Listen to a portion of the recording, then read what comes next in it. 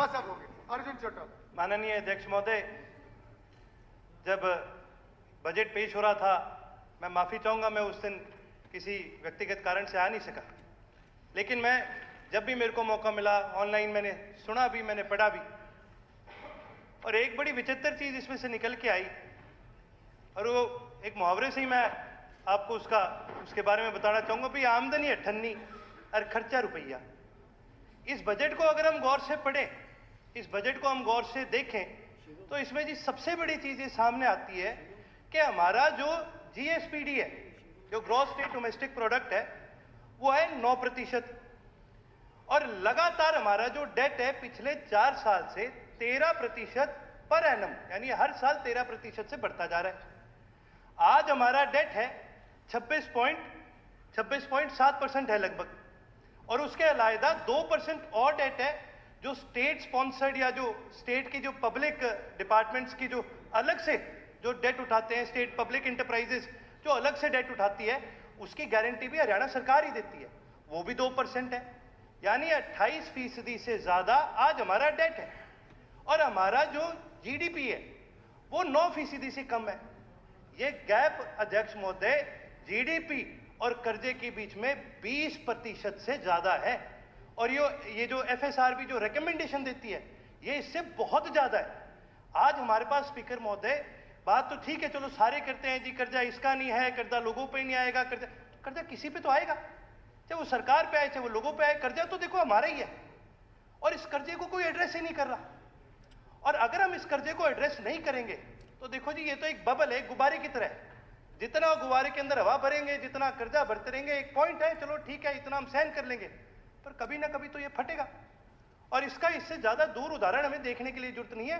कल पंजाब विधानसभा का budget session शुरू हो रहा है, और हमें पता है पंजाब प्रदेश के क्या हालात हो चुके हैं। आज उनके पास अपने एम्प्लॉयज को तनख्वाह देने के पैसे नहीं है। ये नुकसान होता है जब हम गौर नहीं करते कि हमारा जो खर्चा है, जब उसको हम रोकते नहीं है, या फिर अगर हम रेवेन्यू नहीं जनरेट कर सकते, तो इससे जी हमारा नुकसान होता है, और थोड़ा नहीं बहुत बड़ा नुकसान होता है। फिर उसके बाद इसके अंदर 3 प्रमाणित सेक्टरों के बारे में जिक्र किया गया। भाई, बड़ी सरकार ने पीठ थपथपाई कि जी हमारा प्राइमरी सेक्टर से 18% हमने रेवेन्यू जनरेट करा, सेकेंडरी सेक्टर से हमने 29% जो रेवेन्यू है वो जनरेट करा, टेरिशरी सेक्टर से यानी सर्विस सेक्टर से हमने 53% रेवेन्यू जनरेट करा। भाई, सुनने में तो बड़ा अच्छा लगा, भाई सर्विस सेक्टर हमारा इतना आगे चले गया, लेकिन हम एक एग्रेरियन इकोनॉमी थे, हम कृषि प्रधान प्रदेश है, और एकदम से हमने जंप मारी सर्विस सेक्टर पे, हमने अपने इंडस्ट्रियल सेक्टर को बढ़ाने का काम ही नहीं करा। और अगर हम अपना इंडस्ट्रियल सेक्टर नहीं बढ़ाएंगे तो नवाचार इस प्रदेश के अंदर नहीं होगा, प्रदेश के अंदर इनोवेशन नहीं आएगी। किसी भी देश को, किसी भी इकोनॉमी को अगर आगे बढ़ना होता है तो अपना इंडस्ट्रियल सेक्टर आगे बढ़ाना बहुत ज्यादा जरूरी है। और इसका एक उदाहरण मैं देना चाहूंगा जी, चीन ने अपने सर्विस सेक्टर की स्पेंडिंग घटा करके अपने इंडस्ट्रियल सेक्टर के अंदर स्पेंडिंग बढ़ाने का काम करा है, और उसका सीधा सीधा परिणाम है पूरी दुनिया ने चीन के ऊपर सैंक्शन लगाने का काम करा, पूरी दुनिया ने चीन को रोकने का काम करा, भाई ये चिप कहीं से ना ले ले, भाई ये ऊर्जा कहीं से ना बना ले, लेकिन उनका इंडस्ट्रियल सेक्टर इतना मजबूत है कि पूरी दुनिया की 100 रोक लगाने के बाद भी उस देश की इंडस्ट्री बढ़ती जा रही है। ये बड़ी गंभीर चीज है सोचने वाली कि जी हमें अपने इंडस्ट्रियल सेक्टर को बढ़ाना चाहिए। फिर मैंने बजट में आगे पढ़ा तो कई सारी बातें सामने आई। फिर सरकार कहती है हम इंडस्ट्रीज को बढ़ाना चाहेंगे, बड़ी अच्छी बात है जी, बढ़ाइए, लेकिन इंडस्ट्रियल सेक्टर असल में तो तभी बढ़ेगा ना जब प्राइवेट इन्वेस्टर आएगा। अब सरकार ने खुद ने डिसइन्वेस्टमेंट के टारगेट सेट करे, यानी अपने खुद के जो स्टेक्स है प्राइवेट स्टेक होल्डर्स को बेचने के लिए सरकार ने टारगेट सेट करे कि भी हम कम से कम 4,000-5,000 करोड़ प्राइवेट सेक्टर के थ्रू प्रदेश के लिए हम जनरेट करेंगे। आपको सुन के हैरानी होगी कि हमने अपना टारगेट कितना मीट करा। पिछले 3 साल में हमने अपना टारगेट मीट करा 1.3%, 1.4%, 2.2%।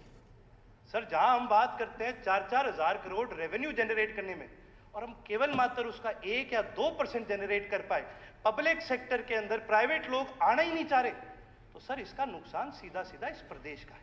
ये बड़ी गंभीर तरह से हमें सोचना पड़ेगा कि अभी हम किस दिशा में इस प्रदेश को आगे लेके जाना चाहते हैं। और इसका एक सीधा सीधा कोरिलेशन क्या आता है सर, कि आज हमारे देश का सबसे बड़ा धन क्या है? हमारे देश का सबसे बड़ा धन कोई ये पैसा या कोई गोल्ड या कोई ऐसी चीजें नहीं है। हमारे देश का सबसे बड़ा धन हमारे इस देश का युवा है, वो काबिल युवा जो निर्वाचार करता है, जो इनोवेशन करता है। लेकिन वो युवा कहाँ जा रहा है? वो युवा देश छोड़ करके विदेश जा रहा है, क्योंकि वहां पर उनको मौके मिलते हैं, वहां पर उनको बढ़ने के मौके मिलते हैं, पढ़ने के मौके मिलते हैं।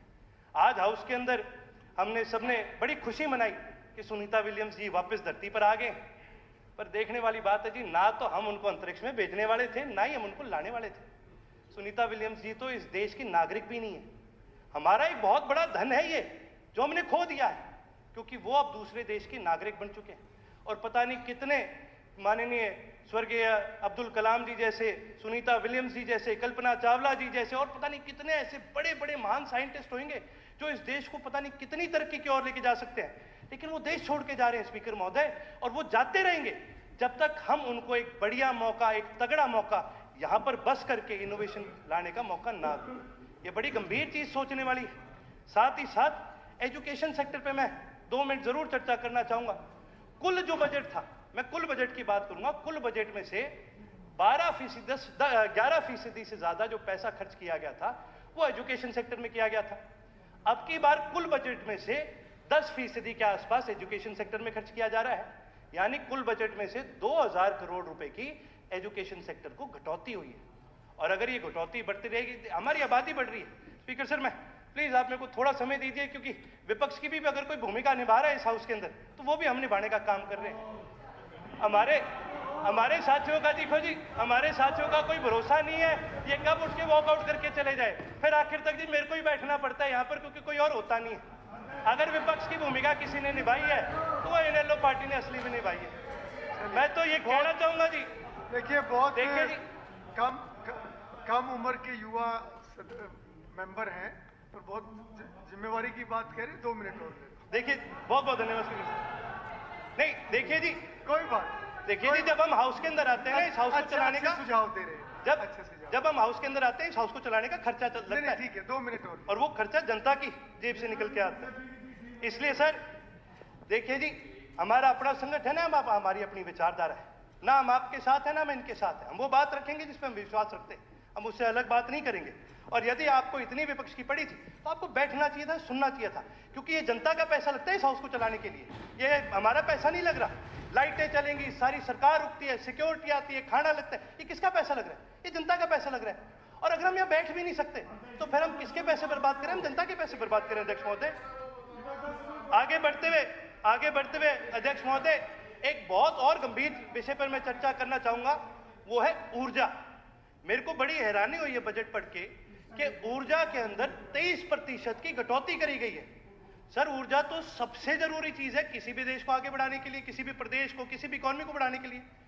आज हम अपनी ज्यादा ऊर्जा नहीं बनाते, हमें और प्रदेशों से ऊर्जा खरीदनी पड़ती है। अच्छा, एक चीज है सर, केंद्रीय सरकार अलग अलग बैंकों को, अलग अलग प्राइवेट इंडस्ट्रीज को इनिशिएटिव देती है कि जी आप ग्रीन फील्ड प्रोजेक्ट बनाइए और आपको इसके अंदर सब्सिडी, हम लोन के अंदर सब्सिडी देने का काम करेंगे। तो भाई हम ऐसी पॉलिसी क्यों नहीं बना रहे कि भाई हमारी सरकारी जितनी भी बिल्डिंग्स आने को बनने वाली है उनको ग्रीनफील्ड प्रोजेक्ट बनाए जाए। जब मैं ग्रीनफील्ड प्रोजेक्ट के बारे में बात करता हूं तो इसमें मेरे कहने का मतलब ये है कि भाई सरकार की कितनी ओपन पार्किंग है, सरकार की कितने मंडियों में शेड है, गौशाला में शेड है, जगह जगह हमारे पास खुली जगह है। शेड कितने हम लगाते हैं, हर आदमी अपने हल्के में, गौशाला में कहीं ना कहीं शेड लगवाता है। उन शेडों के ऊपर हम क्यों नहीं सोलर ऊर्जा के हम सेल लगाने का काम कर रहे? आज दुनिया में 90% सोलर ऊर्जा के जो सेल हैं वो सारे के सारे चीन से आ रहे हैं। अगर हम अपनी इंडस्ट्री को बढ़ाने का काम करें, हमें वो सोलर ऊर्जा के सेल अपने देश के अंदर बनाने चाहिए, वो लगाने चाहिए, ताकि हमारा जो एक बिजली के ऊपर जो एक बहुत बड़ा खर्चा जाता है दूसरे प्रदेशों पे, उसको हम घटाने का काम करें। बाकी मैं चीजें सर आपको लिख के भेजने का काम करूँ टेबल पर। आपने समय दिया, बहुत बहुत